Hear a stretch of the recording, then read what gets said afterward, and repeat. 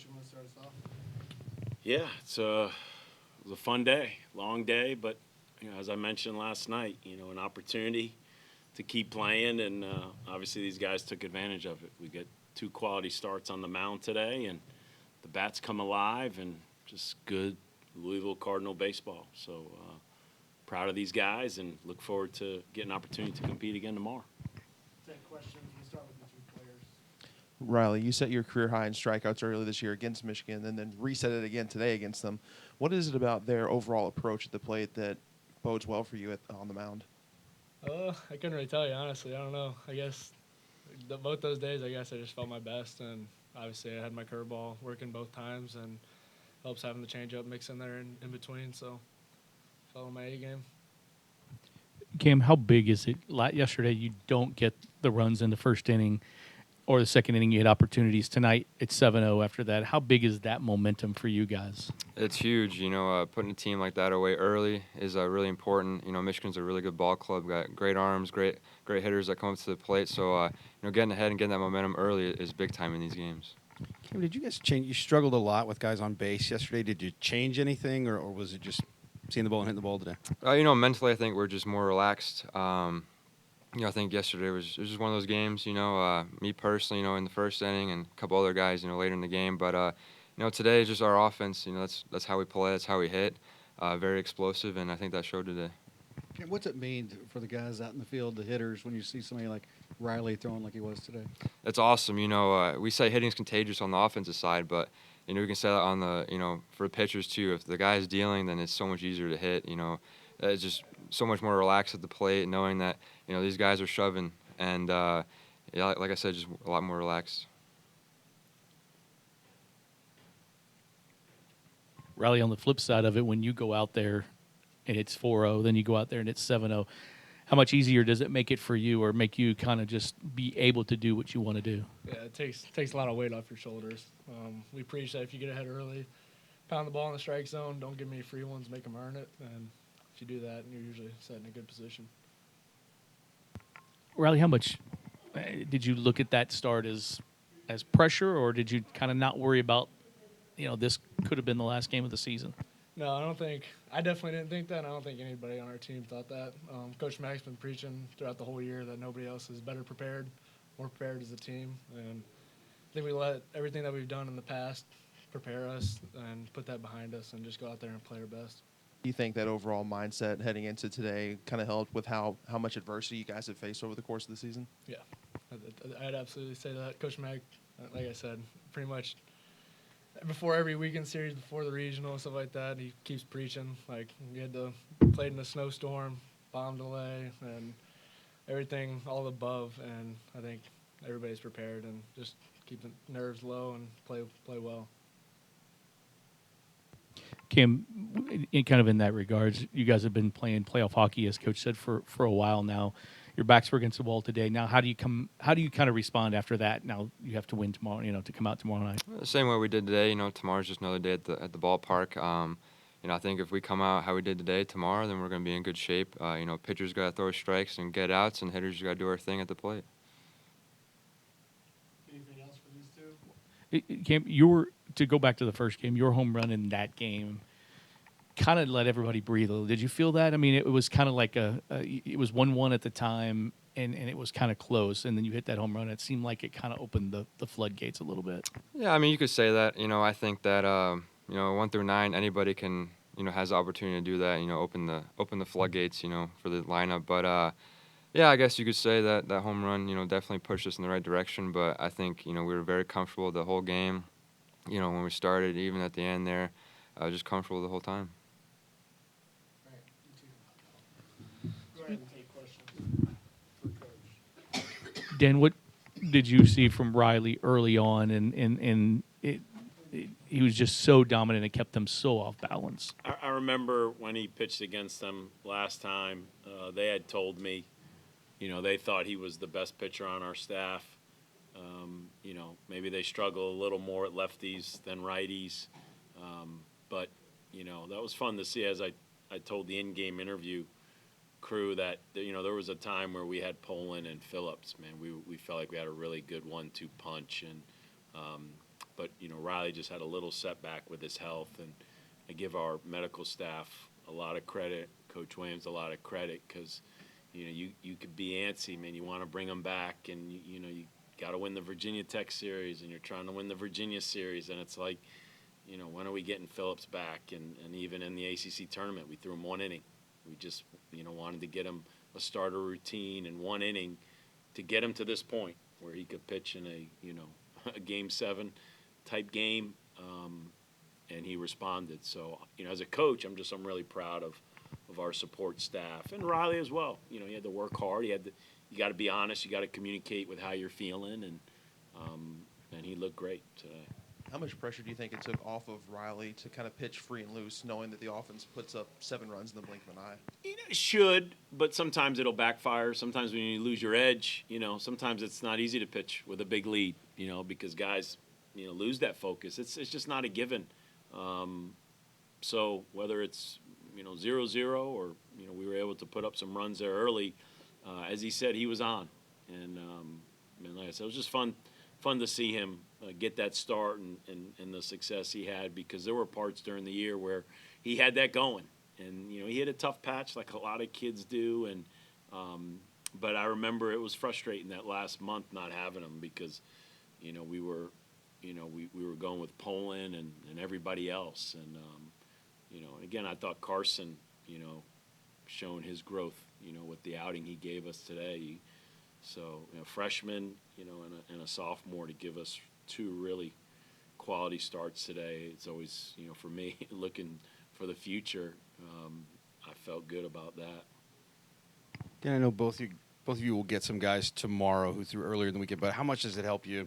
Just you use 5 guys the whole day. You only have to use 2 in the second game. Yeah, I mean, it's it's Game 7 for us all day, so you got to do what you got to do to win. So it was not we weren't saving anybody, holding anybody back. If you told Coach Williams you were available, then you were available. You had your spikes on, and you had to be ready to go. And these Mondays are great memories for me.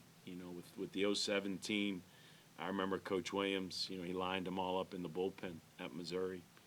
He said, "Give me what you got," and it's just fun when kids do that. And then in 19, when Detmers threw his no-hitter a few weeks ago, they reached out to me and they wanted to hear some stories about Detmers. And I told them 2 stories. One, he pitched a 9 a.m. game against Japan in Tokyo. It was 1-1, and he pitched that swing game. And I remember how good he was. And I was so proud of him.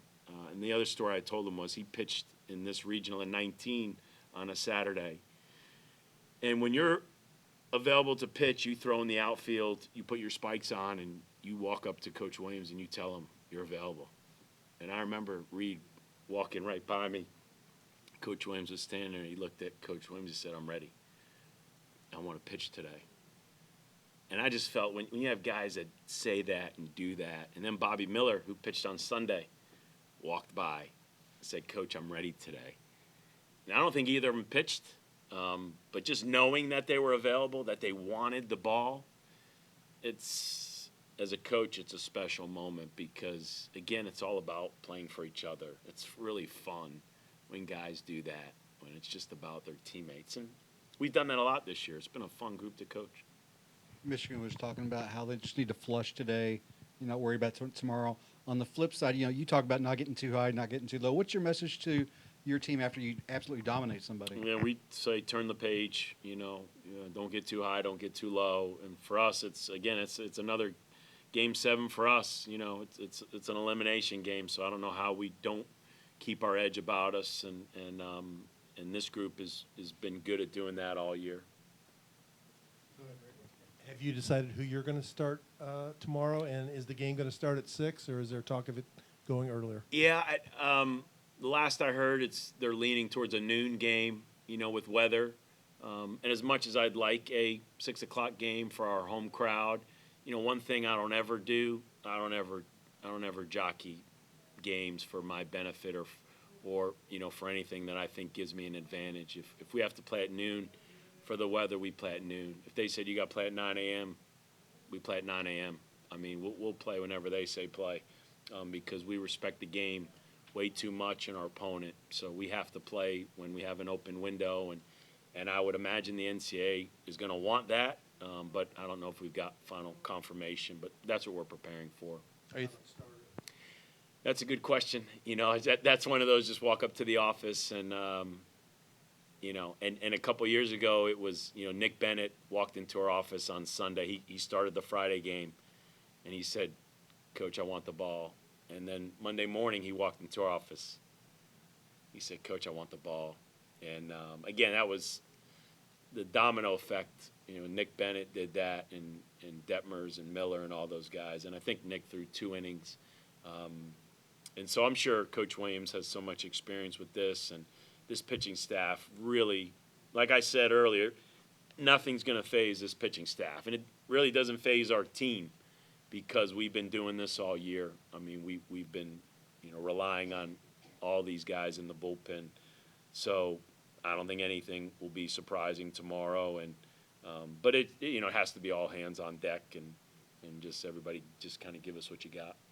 Dan, you talking about the pitchers, not to leave Webster out in the 4 innings. I mean, obviously he's got a lead, but for him to come out and do that, can you just kind of speak to that performance? As you said, I mean, yeah, to use 5 pitchers today, 18 innings against Oregon and Michigan. I mean, those lineups and those hitters, I mean, how good they are. That, yeah, I don't care what the score is, man. You got to throw strikes, and you're facing good hitters. So that was huge for Webby. Webby, you know, one thing you love about him, man, it's you know what you're going to get. You know, he's my, I call him organic milk. You know, that stuff lasts in the fridge forever. Like, really, you know when you pull that carton out of the fridge and you pour it into a glass, man, it's still going to be, it's fresh. Like, you know what you're getting. So I think with Webby, man, you know what you're getting. I mean, he's always going to be aggressive in the strike zone. You might hit him some days, but, man, he's been very valuable for this pitching staff, so that was huge today. kind of building off of that? By and large, in this regional, the bullpen has done pretty good compared to how they were kind of streaky during the regular season. I'm sure that's probably got to give you confidence that you feel like whoever you throw out tomorrow, they're going to be able to get outs for you. Yeah, and I think the message has been you don't have to be perfect. I mean, it's okay to give up a run. It's okay. Just, try. It's, you're facing good hitters, good lineups. Guys are going to get a hold of some balls. It's not about being perfect, and it's okay if you give up a run or two. Let's avoid the big crooked number, right? And let's keep it down, and let's, offensively, if we can get it going early. Today, to me, the big emphasis, if you evaluate what happened today offensively, was just guys picked each other up. We still had not so great at-bats when guys had an opportunity to get a run in. But I always say the on-deck guy, your job is to pick the guy up. So if the guy in front of you doesn't get the job done, then you step in the batter's box and you get it done, and you pick them up. And I think that was the theme today. We had a lot of those two-out hits. When the guy with one out didn't get the run in, the guy with 2 outs got it in. And it's huge. I mean, 2-out hits it's huge in baseball, but especially in the postseason. Dan, you talk a lot about positive energy and reinforcement in terms of this team battling adversity throughout the year.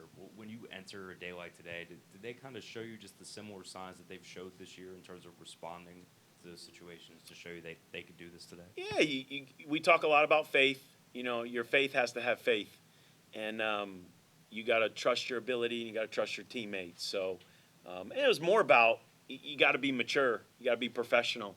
You get your butt kicked in this game. There's a reason it's double elimination. I mean, in baseball, anybody can beat anybody. So to have one game eliminate you is really not true baseball. So you got to be able to, it's not always going to be easy.